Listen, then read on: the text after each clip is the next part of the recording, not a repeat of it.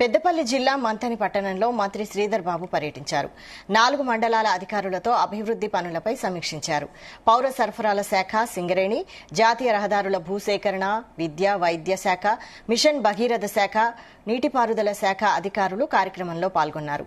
మంథని పరిధిలో నూతనంగా 1417 రేషన్ కార్డులు జారీ చేసినట్లు తెలిపారు. అర్హులైన ప్రతి పేద కుటుంబానికి తప్పనిసరిగా రేషన్ కార్డులు జారీ చేయాలని సూచించారు మంత్రి శ్రీధర్ బాబు. కలెక్టర్ గారు ఎవ్రీ వీక్ రివ్యూ చేసి రిపోర్ట్ సబ్మిట్ చేస్తారు. అదేవిధంగా నేను మరి డిఓ గారు ఇంకా హైదరాబాద్ ఇంక్రిమెంట్ అధ్యక్షుడు చెప్తాను.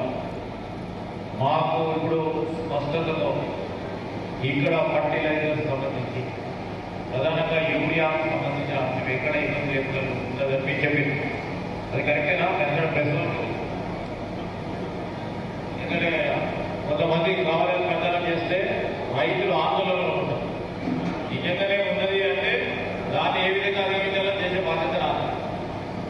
ఈరోజు యూరియాకు సంబంధించి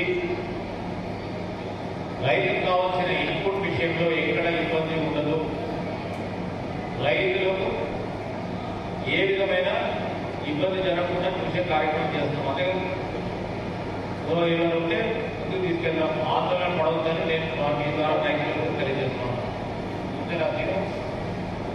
ఈరోజు నేను మిగతా ఎలక్ట్రిసిటీ డిపార్ట్మెంట్ సంబంధించి మా కొత్తగా ఎస్సీ గారు వచ్చింది. Very important. ఎక్కడ కూడా కరెంట్ ఫ్లక్చుయేషన్ లేకుండా, సరే వర్షాలు బాగుపడ్డప్పుడు, గురువులు వచ్చినప్పుడు ఎక్కడో మన లైన్ లేకపోతే నేనేం చేయలేదు, నేనేం చేయలేదు. మానవ ప్రయత్నంలో లోపల లేకుండా తీసుకెళ్ళాలి.